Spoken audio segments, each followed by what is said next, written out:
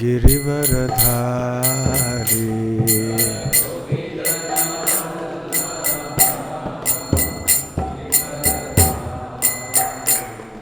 जय गोपीजन वल्लभ गिरिवरधारी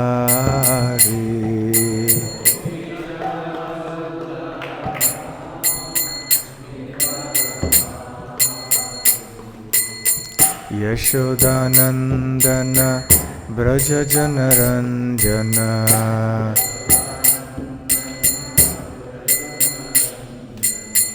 यशोदानंदन ब्रज जनरंजन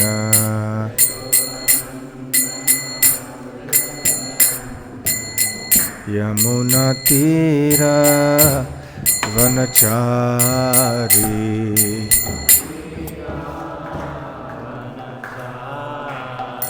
यमुना तीरा वनचारी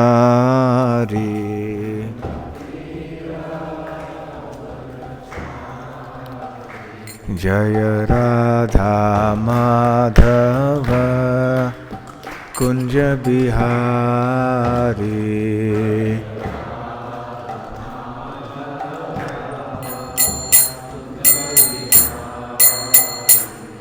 जय श्री कृष्ण चैतन्य प्रभु नित्यानंद श्री अद्वैत गदाधर श्रीवासादि गौर भक्तवृंद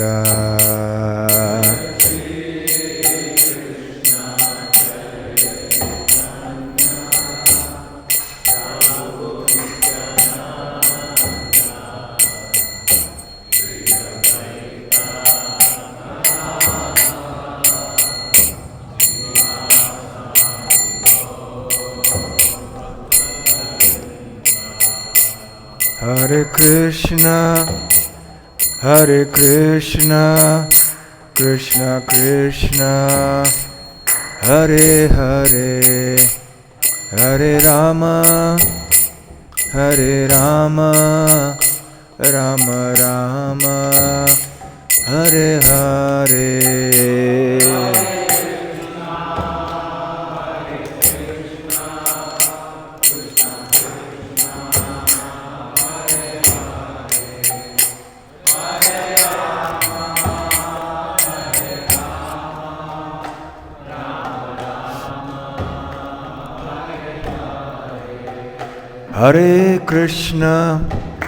Hare Krishna, Krishna Krishna, Hare Hare, Hare Rama,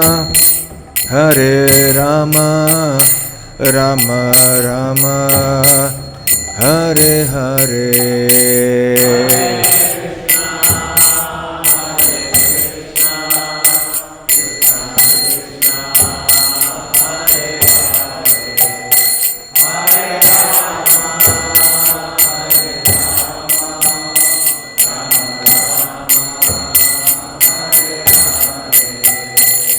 Jaya Prabhupada, Jaya Prabhupada, Jaya Prabhupada, Jaya Prabhupada.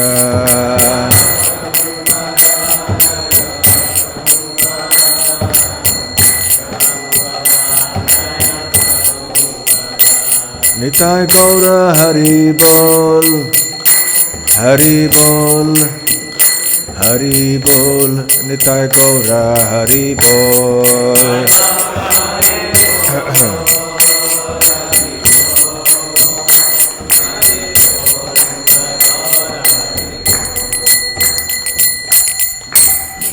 Jayam Vishnupad Paramhansa Parivrajakaacharya Shtotra Sat.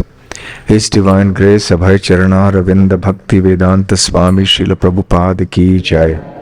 अनंत कोटि वैष्णव वृंद की जय। श्री श्री राधा राधा विनोद की जय। श्री श्री जगन्नाथ बलदेव सुभद्रा मई की जय। श्री श्री गौर निताय की जय। निताय गौर प्रेमानंदे। समवेत भक्त वृंद की जय, समवेत भक्त वृंद की जय, समवेत भक्त वृंद की जय। श्री श्री गुरु गौरांग की जय।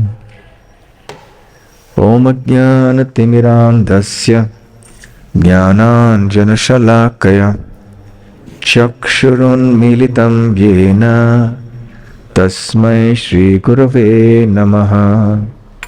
श्रीचैतन्यमनोभीष्टं स्थापितं येन भूतले स्वयं रूप कदा मह्यं ददाति स्वपदान्तिकं।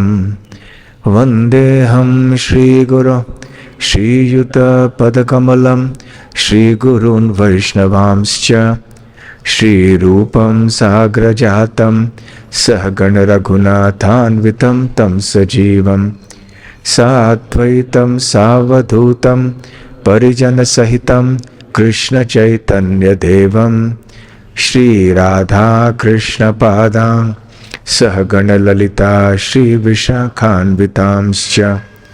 नमो ॐ विष्णुपादाय कृष्णप्रेष्ठाय भूतले श्रीमते भक्तिवेदान्त स्वामिनिति नामिने। नमस्ते सारस्वते देवे गौरवाणी प्रचारिणे निर्विशेष शून्यवादी पाश्चात्य देशतारिणे। मूकं करोति वाचालं पंगुं लङ्घायते गिरिं यत्कृपातमहं वन्दे श्रीगुरून् दीनतारिणम्।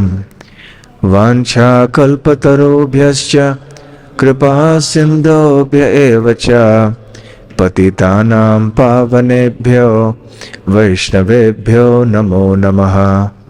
नमो महावदान्याय कृष्ण प्रेम प्रदायते कृष्णाय कृष्ण चैतन्य नामने गौरत्विषे नमः। पंचतत्वात्मकं कृष्णं भक्तरूपस्वरूपकं भक्तावतारं भक्ताख्यं नमामि भक्तशक्तिकम्।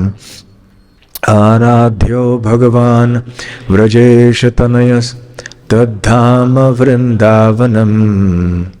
रम्या काचिदुपासना व्रजवधू वर्गेण या कल्पिता। श्रीमद्भागवतं प्रमाणममलं प्रेमापुमर्थो महान्। श्रीचैतन्यमहाप्रभोर्मतमिदं तत्रादरः न परः। हे कृष्ण करुणा सिन्धो दीनबन्धो जगत्पते गोपेश गोपिका कान्त राधा कान्त नमोस्तुते। तप्त कांचन गौरांगी राधे वृंदावनेश्वरी वृषभानुसुते देवी प्रणमामि हरिप्रिये। जय श्री कृष्ण चैतन्य प्रभु नित्यानंद श्री अद्वैत गदाधर श्रीवासादि गौर भक्त वृंद। हरे कृष्णा कृष्णा कृष्णा हरे हरे, हरे राम राम राम हरे हरे। हरे कृष्णा। नरहरि चैतन्य प्रभु हरे कृष्णा ಹೇಗಿದ್ದೀರಾ? Hare Krishna to all of you. I am pleasantly surprised to see so many devotees here at this time on a weekday. It's a working day for most people. Yeah. Otherwise it would have been full if it was somebody else.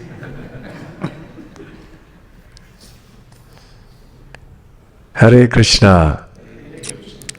So yesterday, till yesterday evening, we had been speaking a lot about Chaitanya Leela, especially in connection to Rath Yatra festival in Jagannath Puri. So yesterday I thought we should have a change of flavor.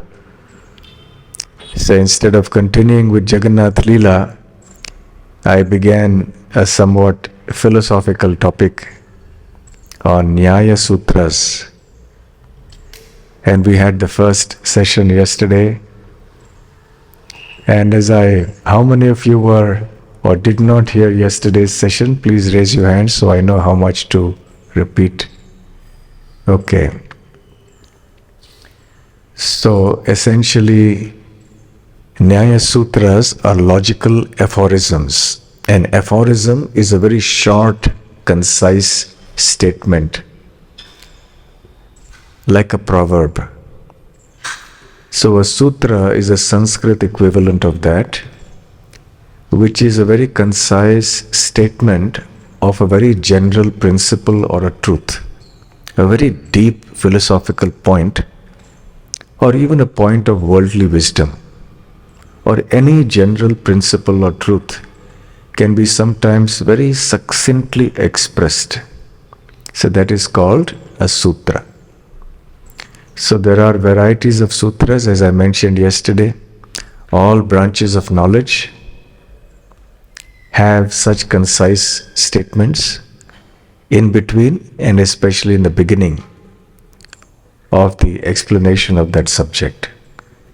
In law, for those of you who have some idea of law, at every chapter there is a definition of terms. And then those terms are explained. Sometimes scholars take books to write on basic things. There are proverbs, which are very succinct statements of many things. I was giving the example of grapes are sour. So when we say grapes are sour, we all understand what it means. We don't need to tell the whole story. There was a fox, he was hungry, he went here, there. So because everybody knows the story, so it is clear when we say grapes are sour. So like that, in science also, E equals mc squared. Short statement, but encompasses so much. Now coming to Sanskrit literature, especially philosophy, we have the famous Vedanta Sutra. So the Veda Anta. So the conclusions of the Vedas is called Vedanta.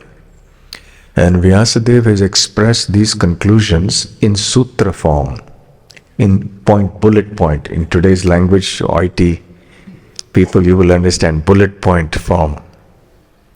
So these are about 250 or so such sutras. It's like Janmadhyasya Yataha, Anandamayobhyasat, and so on. So similarly, just as there are Vedanta Sutras, there are sutras in many fields of Sanskrit study and philosophy. And one of them is Nyaya Sutra. Nyaya means logic. So sometimes these short sutras of logic, they explain points of not only worldly wisdom, but also sometimes they can be explained or used to explain deep philosophical points as well.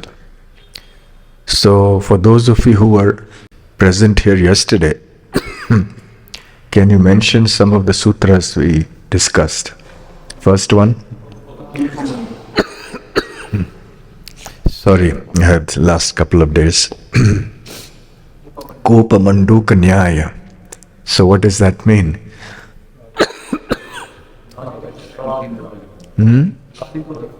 Logic of the frog in the well.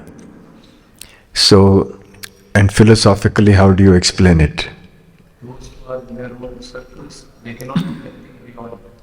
Those who are in their own circles cannot see anything beyond that. Okay. But philosophically, how would you employ that analogy?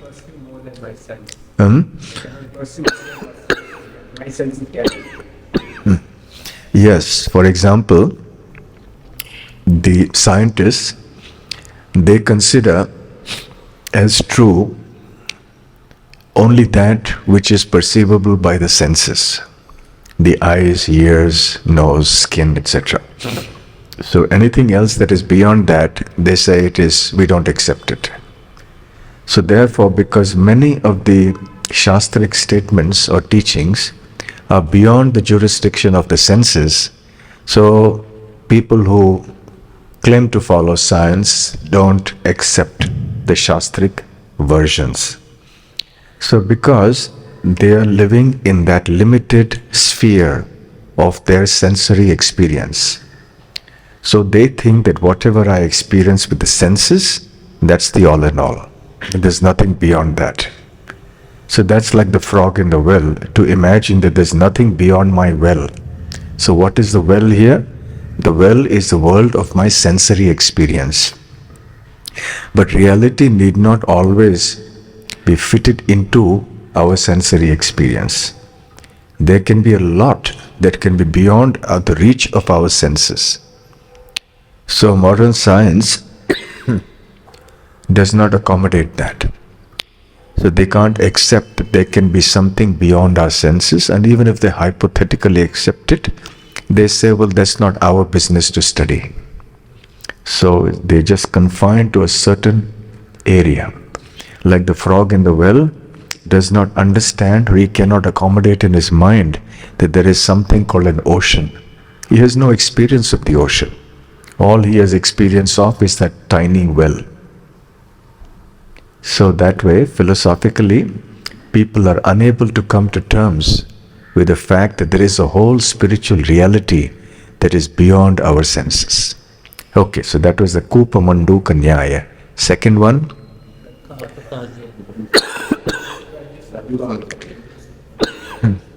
Rajju Sarpa Nyaya. Rajju means a rope. Sarpa means a snake.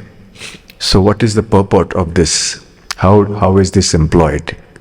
Anyone in brief? Rajju Sarpa Nyaya. Yes.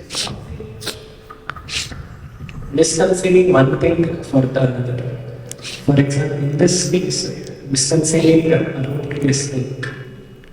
Yes, so misconceiving one thing to be another. That's called illusion. Illusion means to think one thing to be another. For example, a person may be traveling somewhere at night and he may see a rope on the street. And due to insufficient light, he jumps to the wrong conclusion that this is a snake. Actually, it's not a snake, it's a rope. But because of ignorance, he thinks it to be a snake. So how do you employ this? To understand philosophical points? Coming to the conclusion very early and without seeing it all near about circumstances. Okay. That's fine, but specifically with respect to our philosophical discussion yesterday. Anything different from Okay, you were saying something? Yeah. Hope is real, snake is also real, but you are misunderstanding one to the other. Mm-hmm. So, similarly, this material world is real, Krishna is also real, but seeing that material world is separate from Krishna, so that is illusion. But when you see connection to Krishna, that is real. And this is in connection with which branch of philosophers? Why does this come up? Mayavadis. So the Mayavadis, they imagine that there is a spiritual reality beyond this material world, and that is Satya. Brahma Satya, Jagat Mithya. So they imagine, or they say, that this material world is false. It's an illusion. It doesn't exist. That is their statement. And they say that beyond this illusory material world, which we imagine exists but which actually doesn't, there is a spiritual reality, but that spiritual reality is impersonal. Shri Shri Radha Radha Vinod ki jai, Shri Shri Jagannath Baladev Subhadra Mai ki jai, Shri Gaur Nitai ki jai.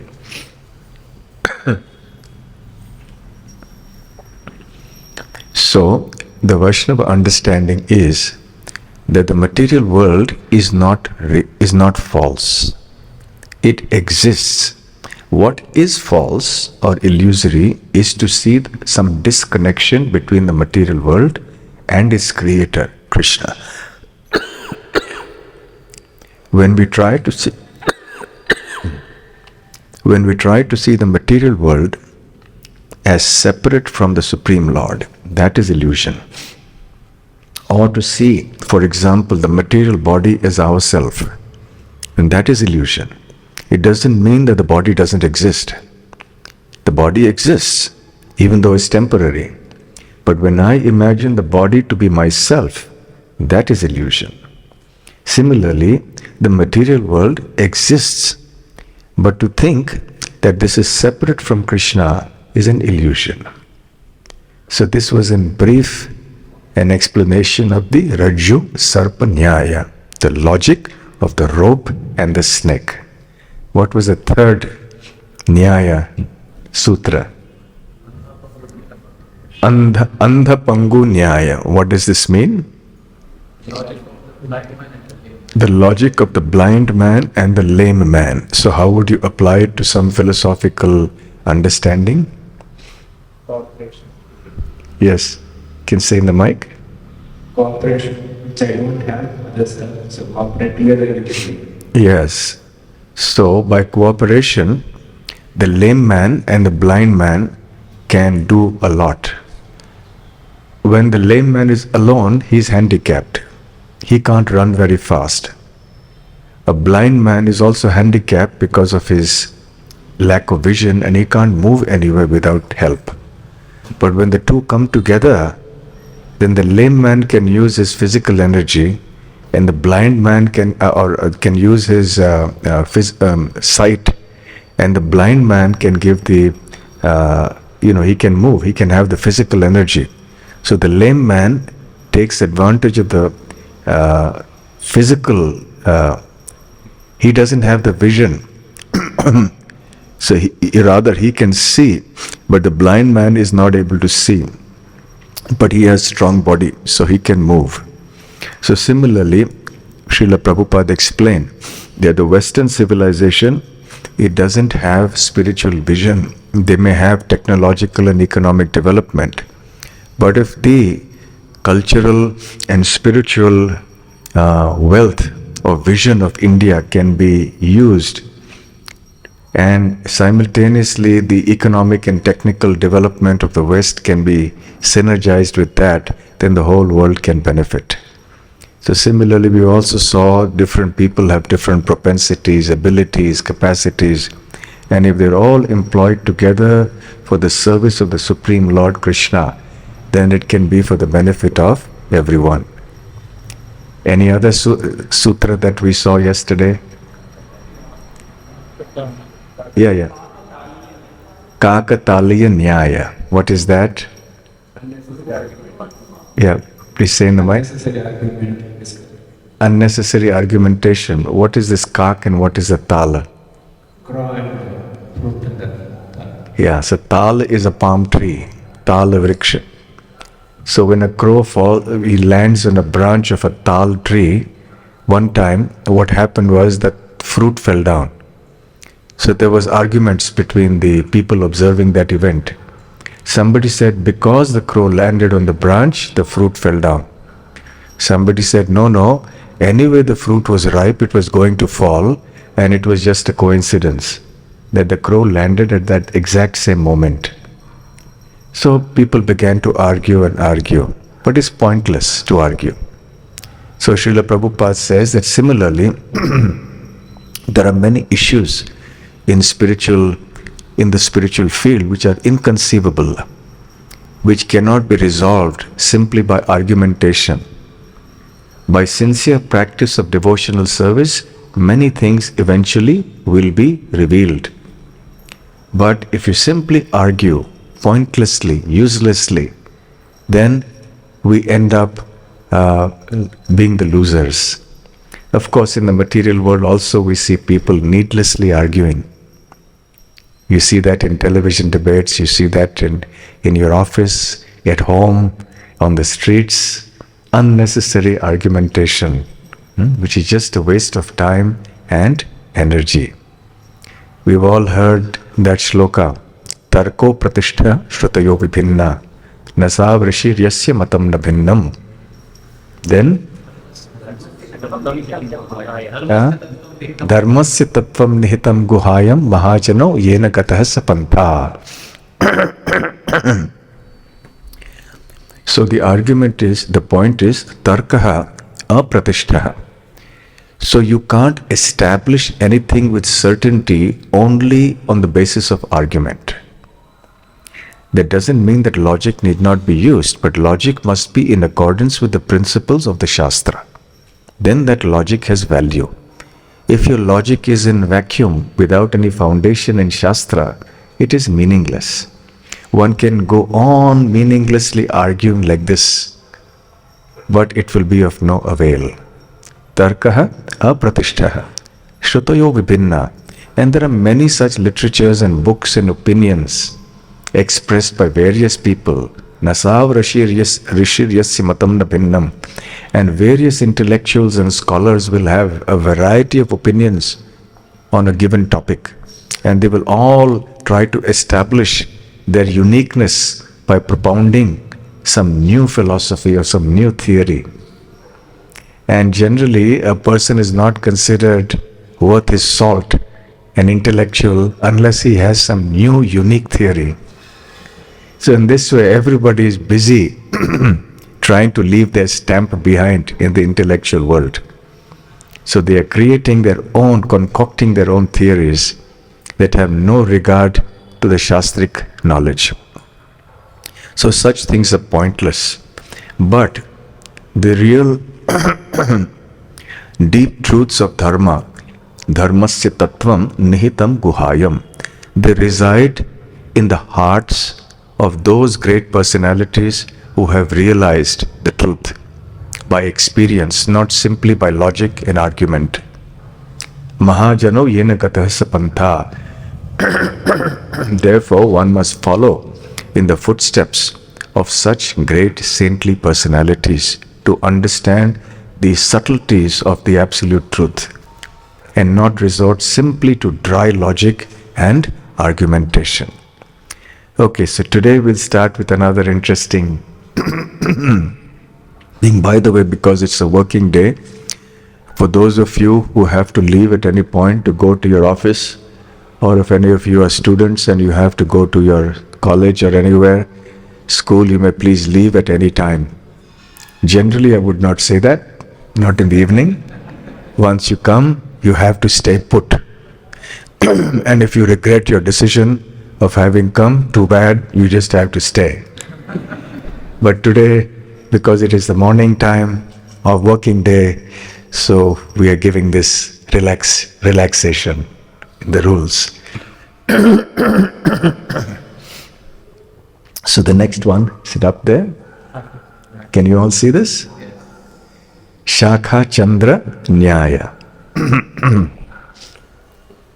The logic of the tree branch and the moon. Sometimes, as I mentioned yesterday, behind every such proverb or sutra, there is a story, a small story, big story. Just like for the grapes are sour, there is a story. Grass is greener on the other side, there's a story behind it. So for every such sutra, there's some kind of a small story behind it. So similarly, Shakha Chandra Nyaya. Once there was a mother who had a small child, an infant in her arms. And infants generally don't know where to look, they just look randomly here and there. But they may not know how to look up, look in the different directions. And the mother wants to quieten the child who's crying and wants to show the child the moon. But the child has no idea which direction to look in to see the moon. So she points to the branches of a tree. And between the branches, you can see the moon.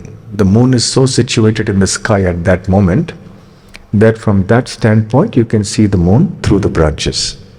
So mother points out the branches. See that branch? You can see this tree. So the child is able to follow the movement of the finger and seeing the branch which is nearby. And then she can easily point to the moon.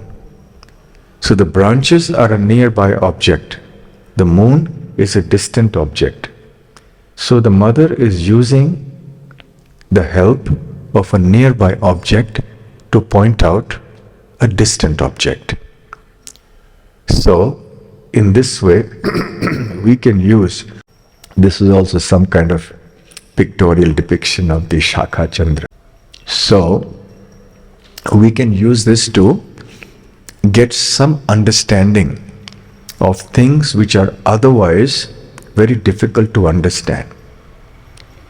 You see, the use of analogies is very helpful.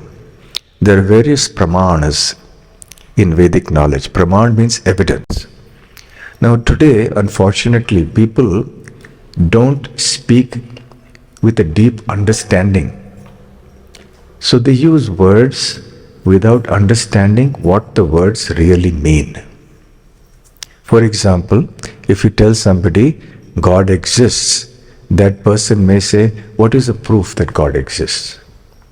But the word proof is a very deep word. They don't realize how deep that word is. In the Sanskrit text, there is a great analysis of this one word. It's called pramana. There are varieties of pramana. Actually, even in the legal field, for those of you who may have some experience, I hope not, dealing with the law, there is a whole act called the Indian Evidence Act. I think now it has got changed with a recent, some parliament bill or something like that. So, it goes to establish what is proof and what is not proof. Say somebody has committed a crime, how do you prove that this person has committed the crime? So there's a whole book on that. There's a whole thesis of different rules and regulations and conditions under which you can establish that actually that act is proved or not proved. So people just use terms so lightly. So similarly, when they say, what is the proof? Somebody who's aware of Vedic truths can give you a whole lecture on that. Just as one word, proof, is called pramana. So there is Dashavitha pramana. There are 10 types of pramana. But of these, generally we consider 3 as prominent, and which include all others. And those of you who have done this basic 7-day course in Bhagavad Gita, you all are aware of it. Which are the 3 pramanas? First is? No, first is not Anumana. Pratyaksha pramana. That evidence which comes as a result of sensory perception, because I see something with my eyes, I hear something with my ears, I can taste something with my tongue, I can touch something with my skin. So that is some kind of evidence. It is evidence, it is valid evidence. We don't reject Pratyaksha Pramana. Sometimes devotees misunderstand Pratyaksha Pramana and they think that we only accept Shastra Pramana and we don't accept Pratyaksha Pramana. We accept Pratyaksha Pramana to the extent that it doesn't contradict the Shastra Pramana, which is Shabda Pramana. Anuman is inference. We draw conclusions logically from what we observe and perceive through our senses. But included in all of this, in the Dashavitha Pramana, is a Pramana called Upamana Pramana. Upamana, or in Hindi they call it Upama, which means analogy. So we often use analogies to explain things to make it more easily understandable. So analogies are used even in everyday language. Yes? You can say, one time one devotee was giving a class and then somebody else told him, you are speaking like the Rajdhani Express. So what he went to say that don't speak so fast. Speak a little slow, because when you speak too fast, then people can't understand what you're saying. So it's an analogy to just explain something simple. But we also need analogies sometime to explain philosophical principles, especially those spiritual truths that are beyond the range of our senses. Essentially, spirit is beyond matter. Spirit cannot be understood or perceived by matter unless there is some mercy. And even then, that involves imparting that spiritual character to the observer. So unless we get divine vision which is spiritual, which is imparted by mercy of some spiritual source like a great devotee or the Supreme Lord Himself, we will not be able to understand and perceive spiritual phenomena and personalities and events and so on. So therefore, when spiritual truths need to be understood and you want to explain them, how do you do that? How do you explain something which is beyond our experience? So you explain something that is beyond our experience by utilizing something that is within our experience. Something that is understandable to us, that we can relate to. You use those events, those phenomena, those objects as tools to illustrate or understand something that is beyond our experience. Just like the mother is using some nearby object like the branch, to explain or show something that is very distant, the moon, to the child. So we are like children trying to understand and grapple with spiritual truths. So we don't understand these things, not easy to understand. So sometimes some examples or analogies have to be given. Now the difficult thing about understanding spiritual matters is that they are fundamentally inconceivable. Inconceivable means that which cannot be conceived, that which cannot be accommodated in our tiny brains. We cannot understand spiritual truths merely by our intelligence or our mind. So therefore, the first principle of understanding spiritual truth is that it is essentially inconceivable. It is beyond the reach of our mind, intelligence and senses. If we don't accept this one point, we will never be able to understand spiritual knowledge. So Srila Jiva Goswami has explained that unless one accepts the principle of the Achintya Shakti of the Lord, the inconceivable potency of the Lord, one cannot understand Krishna. So this is a basic fact that any new entrant into spiritual knowledge must come to terms with. So when you accept the point that Krishna's Shaktis are inconceivable and everything in the spiritual realm is actually inconceivable, and it is not by dry argumentation and logic that we can understand it, but we can understand it by revelation, when it is revealed by a higher source. Just like the mother is the higher source for the child. She is revealing some information that is otherwise not accessible to the child. Children generally don't look up, babies, if you notice, they will look sideways. But very rarely they will look up like this. They don't know, they don't have that concept. So it takes time for them. So mother has to point and then show something. So it's difficult. So we also don't have that grasp of anything beyond our senses. So we are given these analogies to somehow or the other to get some grip or some understanding, even if it is a hint of a grip of the subject, through such analogies.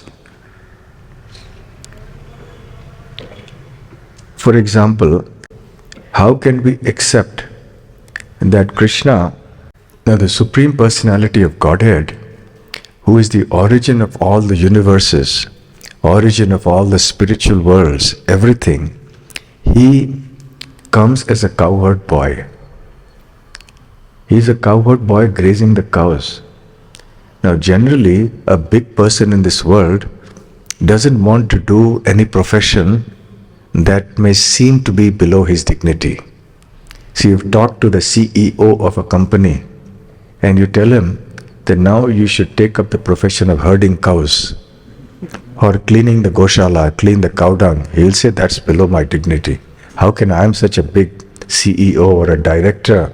How can I be doing something as mundane and in his idea low class as this? So it is inconceivable that the Supreme Personality of Godhead, who is from the philosophical point of view so powerful, inconceivably great and powerful, that he is doing something as apparently mundane or simple or down to earth as grazing cows. And he is frolicking with the other boys, just like other boys play. And they make fun of each other and they jump and dance and so on. So Krishna is doing the same thing. Similarly, for another point that can be explained, Srila Prabhupada says that when Krishna and his different incarnations appear within the world, they appear to be just like one of us, or they may appear to be related to the material world, but they are never so. They are always transcendental. The very word avatar comes from the word avatarana, which means to descend. So avatarati iti avataraha.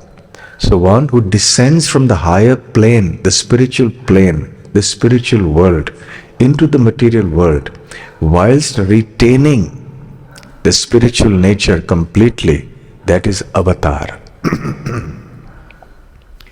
So therefore, these spiritual forms of the Lord, they always retain their godhood and the 100% spiritual position and nature. But when they descend into this world, we take them for granted. We think they are also like us. So when Krishna, Ram, they come into the world, because they're mingling in the human society, we tend to think they are also like one of us. So what is the word that the shloka that Krishna says in Bhagavad Gita? Avajananti mam mudha manushim tanumashritam param bhava majananto mama bhuta maheshwaram. So those who are ignorant, do not understand my supreme dominion over all that be, they also imagine me to be an ordinary human being, which is not the case. Krishna is always the Supreme Personality of Godhead in all circumstances. So similarly, accepting these avatars as belonging to this world is also not the fact. Another aspect is when Chaitanya Mahaprabhu has descended, also people thought him to be an ordinary human being.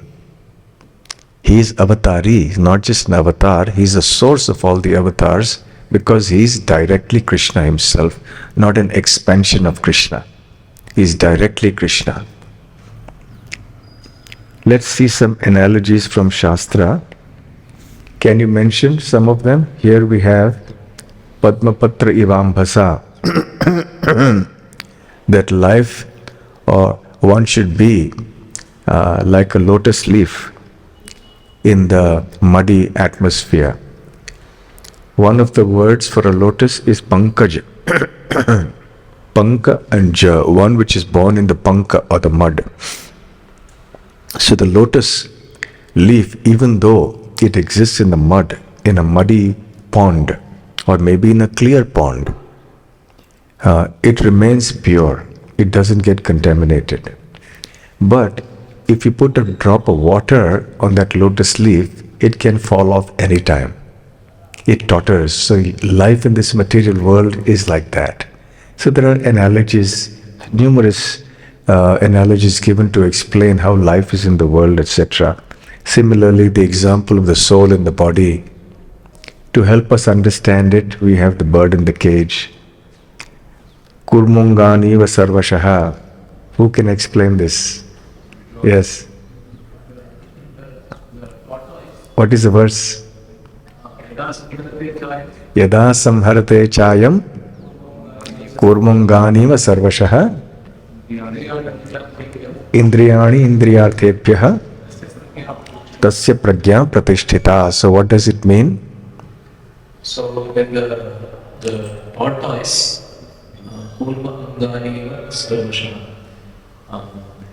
withdraws limbs. Whenever danger approaches. Similarly, wise man, whenever there is a proclivity for self-gratification, he withdraws his senses inside. That's right. So this is an example of a tortoise. So we know the example of a tortoise, so we can relate to concepts when we have analogies that are known to us. Similarly, Urdhva Mula Madha Shakham. Who knows this analogy? From which chapter? And what is this analogy? Whose phone is ringing? No phones ringing. That's the fifth regulative principle of Krishna consciousness. Yes. Reflection of our spiritual world. The material world is a reflection of the spiritual world. Like a reverse of the situation. Yes. And what is it reflected on?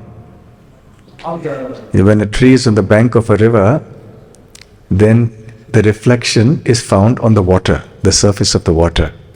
roots are top. Yes. So when the material spiritual world, if you say the material world is a reflection of the spiritual world, what is the surface of reflection? Desire. Desire. That's correct. You're all studying your Bhakti Shastra, Bhakti Vaibhav. So this example is given to help us understand the correlation between the material world and the spiritual world. Similarly, the idea of the correlation between the soul, the gross body, the mind, the intelligence, the senses. This is a verse from the Upanishads. Atmanagvam rathinam vidhi shariram rathamevatu. So it is a very elaborate analogy of the whole body-soul arrangement. Very, very important and useful analogy for us to know. Okay, now Chandra Shakha Nyaya will be easily understood by us also with this example. Venum Kwanantam Aravinda Talaya Taksham Barhavatamsam Asitambud Sundarangam. We sing it every day at the time of the Shringar Darshan. So what does it mean? Who can explain this word for word? This is from the Brahma Samhita. Anyone would like to explain word for word? Mike, please.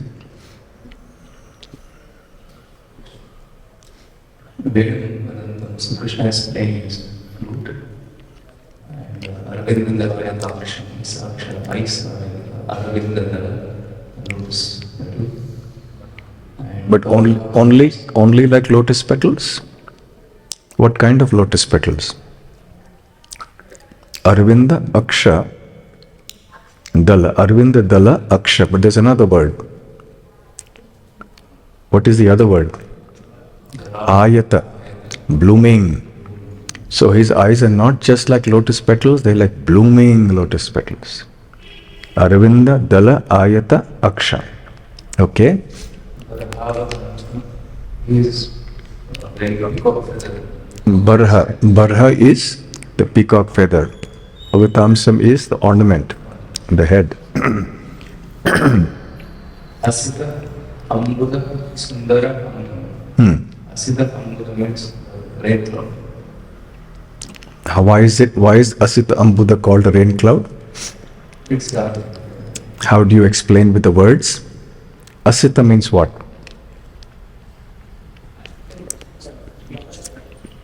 Asita means dark. Okay?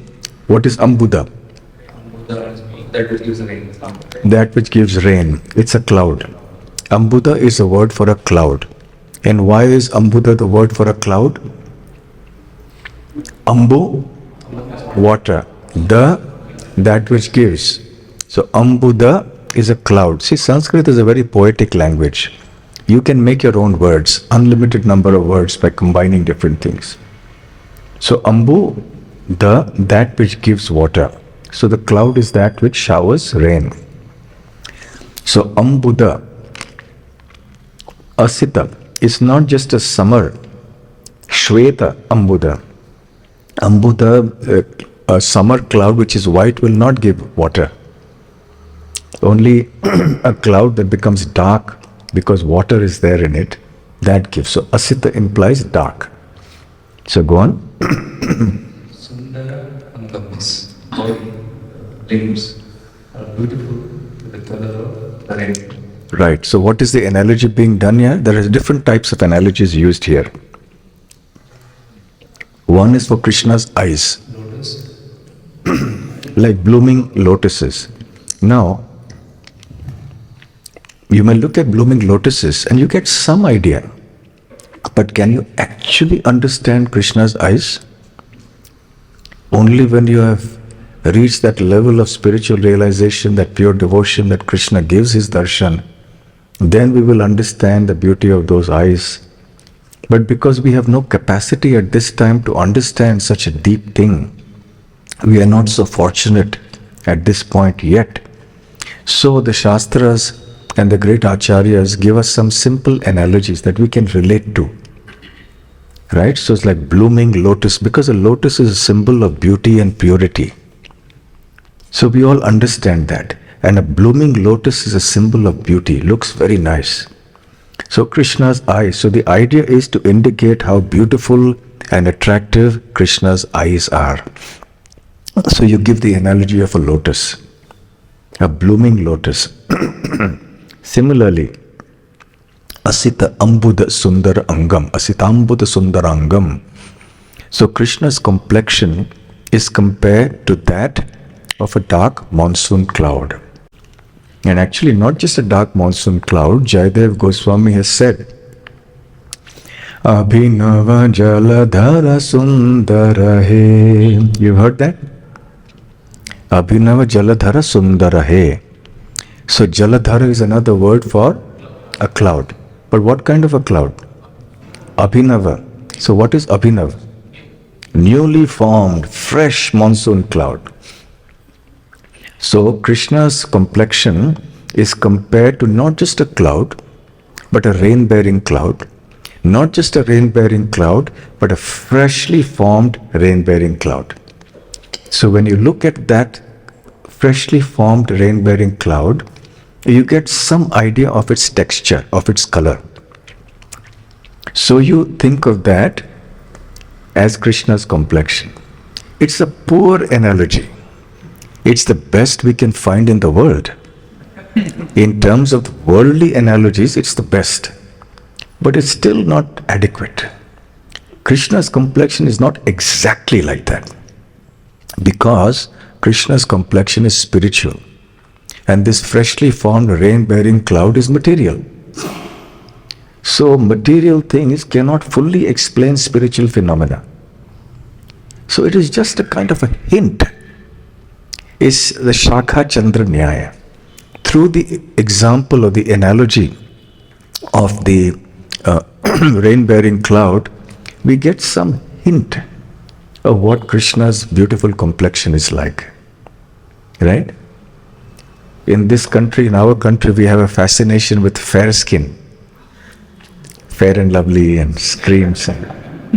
Everyone wants to be fair and lovely. Because somehow or the other we have this conception that fair means lovely. Correct? But Krishna is dark. Ram is also dark. And that darkness is of such an astonishing beauty that there is no parallel. Radharani is golden in complexion, but Krishna is dark complexioned. Shyama, Shyama Varna, Shyama Sundara. He's Shyama and he's Sundar. Shyama Sundara.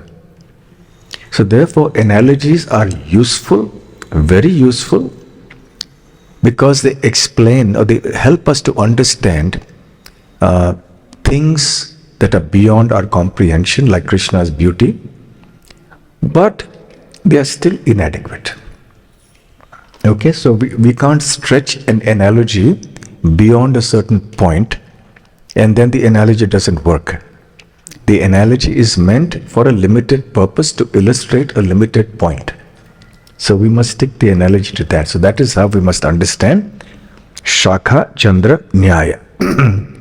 Any questions on Shakha Chandra Nyaya? What time do we end? 9 o'clock, right? The time? Tandula Vrishika Nyaya, I think it will take a lot of time. There are many more. So what we'll do is we'll have some discussion now, in case you have any questions. There are many more Nyaya Sutras like this. At some other time we can discuss it. Yes, we can have some questions now for a few minutes, and then some of you have to leave for work. Yes. Hare Krishna Maharaj. Hare Krishna. First of all, thank you for the wonderful class, Maharaj. We were discussing Shaka Chandra Nyaya. Can we say that the entire scriptures that is there available for us is in one way Shaka Chandra Nyaya only, because whatever words are used is indicated to the Lord and the principle. So is that the right understanding? Yes. Even though the Vedas are considered non-different from the Supreme Lord, until we have the realization of it in our heart, which, as I said, has to be revealed from a higher source, till such time they will be words. They will be useful words because of their non-difference with the Supreme. But they will not give us a complete understanding. They will give us some degree of understanding, which is essential. And then we proceed on that path, sincerely following those instructions. And then gradually at some point, when Krishna deems us qualified, then we will get the actual experience of that. So yes, you're right. And Maharaj, so if given if it's a revealed knowledge of the individual, so when that individual begins to describe, it becomes Shaka Chandra Nyaya, because there are no words to describe what this person has been revealed. Correct? Absolutely. You cannot understand another's experience unless you go through it yourself. When someone is in some pain, for some reason, has lost a loved one or whatever it is, we may commiserate with that person, we may sympathize, we may offer our condolences, we may feel pain, but we cannot feel the same kind of pain that that person feels. So that is something different. Experience cannot be substituted. We have to experience. Even this verse is Brahma's experience. This was revealed, this form of Krishna was revealed to Brahma as a mature fruit of his penances. So then Brahma was astonished to see this beautiful form, and then he composed the Brahma Samhita. So what we are reading now is the realization of Brahma as he saw Krishna. And it matches with the descriptions given in the other scriptures like the Srimad Bhagavatam and so on. So we understand, we recognize Brahma as the Mahajan, and is giving us an authentic, authorized description of the Supreme Lord. Okay? See or connecting with your spiritual guru, and then looking the Supreme Lord is also, is that same example, is where I cannot see the God, but definitely you can be associated with your spiritual guru who is in on the higher consciousness and achieving getting the glimpse of God. In the sense of being the representative. Yeah. Krishna, or the spiritual realm, has many representatives. These representatives, their function is to reveal, partly, fully, to the extent possible, to us the truths of the spiritual world. So naturally, it depends on the realization of the person speaking and the realization of the person listening. Both are important. Yes. Maharaj, thank you. Maharaj, firstly, just how many sutras do you totally have in this whole presentation? And the next question is, we discussed Achintya Karvai Bhavanatas Tarkena Chet, Achintya Tarka Tarko. But from my teaching perspective, I just want to know what kind of suggestions you give. Because even within Prabhupada books, the presentation of Prabhupada's philosophy, there is debate between two people, they come together, whether it's a husband and wife, or two devotees, or even non-levels. about preaching or about entertainment. Husband-wife is not a debate, it's an argument. But you not can get violent. I'm just telling all kinds of levels, whether it's devotees or husband, wife, or management, or all levels. Some feel this is the right way, some feel this is not the right way. So there's in those things.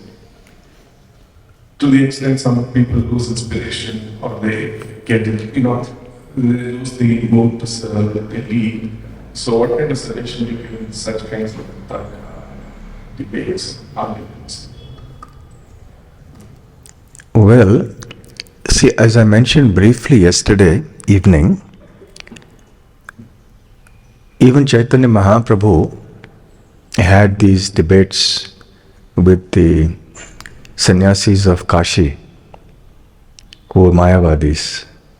He also discussed with Sarvabhauma Bhattacharya, but he was a reluctant debater. It is only when they spoke at length and they spoke truths which Mahaprabhu disagreed with strongly, then he spoke. Initially he was very quiet in both cases. But then when the time came, then he spoke and spoke and spoke and spoke. We also have parallels with Madhvacharya, Ramanujacharya. We have parallels in various such things. So sometimes such discussions are necessary to establish the proper Siddhanta so that people are not misled. To prevent people from getting misled into wrong philosophies, it is essential to put things firmly in proper perspective. So therefore you see Prabhupada also had these debates and discussions with scientists, with philosophers, with so many other people. What Shakha Chandra Nyaya or what we talk about the Kakatalya Nyaya refers to is useless argumentation that has no point, that is futile. So where you want to establish an important theological point or a philosophical point, you may have to have a discussion or a debate with someone who holds an opposing viewpoint. And that has been the tradition going on from millennia. So we can do that. However, we also have to keep in mind that many points, like Rup and Sanatan didn't bother to discuss with the Digvijayi Pandit, as I was mentioning yesterday. They just signed the Vijay Patra.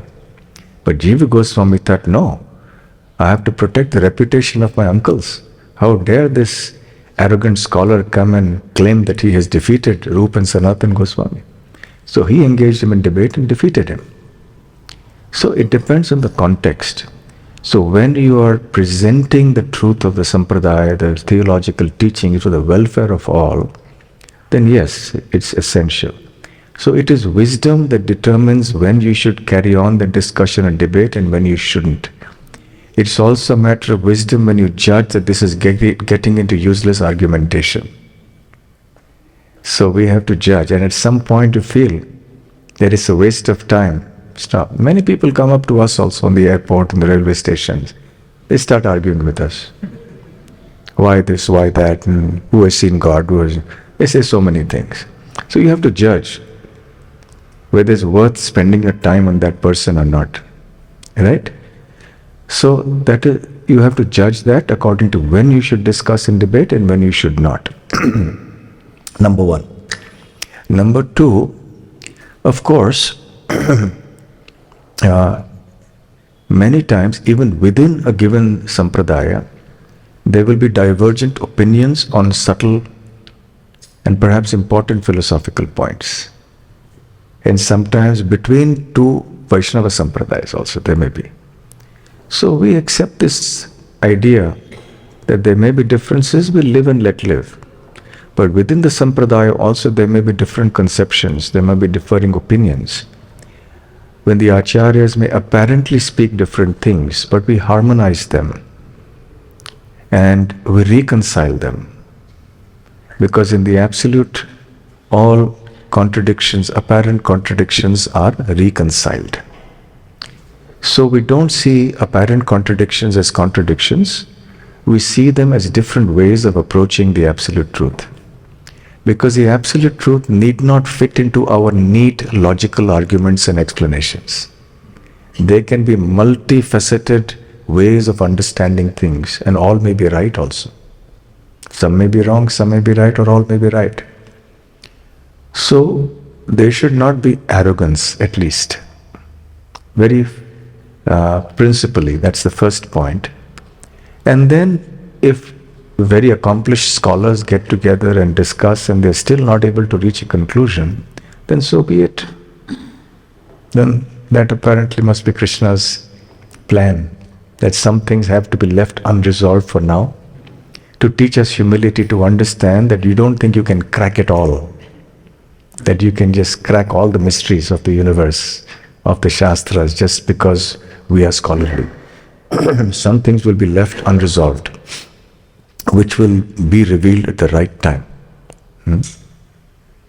So some things can be resolved. It is our duty to try to resolve. We should put in our best effort.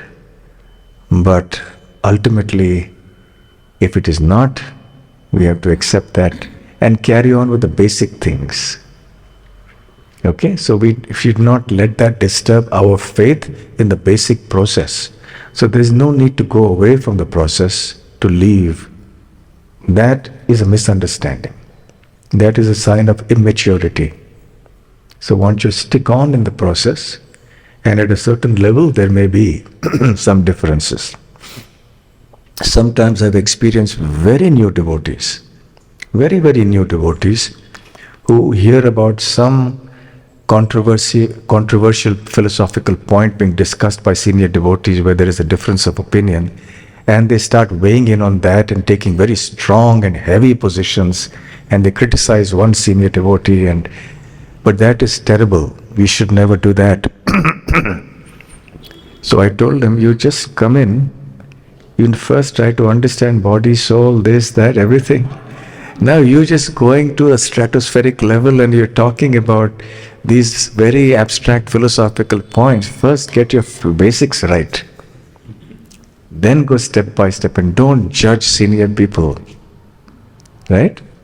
So sometimes when we don't understand something at some level, we just let it be.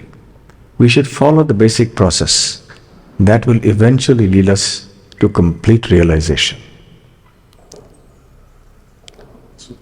Aitu, how many sutras? Well, there are quite a few actually. I haven't even completed it, even in this PPT. And there are, I have just extracted those sutras which have been used by Srila Prabhupada in his books and lectures. Here there may be another 5 or 6, maybe 10, I don't know exactly. And there are many other such Nyaya Sutras. Literally dozens, if not hundreds, of Nyaya Sutras which you can employ usefully in our philosophy. Okay? Yes. Okay, those of you who wish to leave, please feel free to rise and go. If you have any important thing, we are over with the time.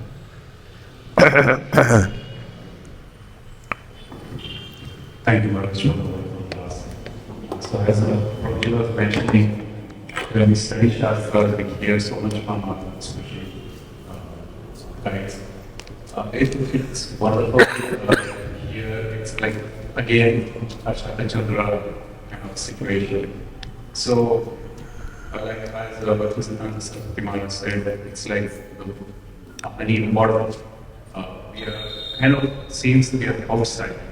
It's the truths are there, but it doesn't get deeper into our revelation. It doesn't become part of the practice. So what is it that prevents us from realizing the truths and making it integral as part of the practice? Imperfect practice of the process. Defective practice. We are falling short somewhere. We are making some mistake somewhere. There is some shortcoming somewhere in us and in our practice. So therefore we are not getting that full realization. But Can you talk about the reading aspect, like a reading, so that it becomes realization rather than just knowledge? well, follow the teachings. Follow the teachings very diligently as far as possible, and hear the philosophy regularly, chant the holy name nicely, follow all the instructions that Srila Prabhupada has given, and everything will be revealed. Especially it is important for us to cultivate humility. Otherwise, nothing will be revealed to us. Humility is the touchstone. Devotional humility. Genuine devotional humility is the touchstone which will reveal everything in course of time. And patience. It will not happen overnight. It is a lifetime, in fact, many lifetimes of hard work and struggle. Aitu? Yes, one last question.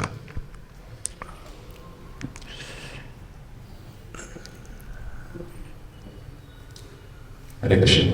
Hare Krishna. One of your class, so many sutras. Why in when you're discussing the sutra, you mentioned that Sanskrit is, you can use words like asita, abuddha. You can combination of two words, you can make many other words. I had heard about it, and I don't like, but I heard about Keshava.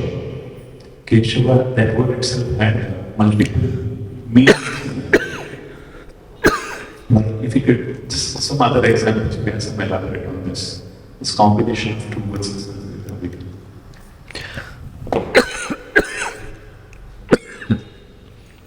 I think this Krishna's hint, we should stop here.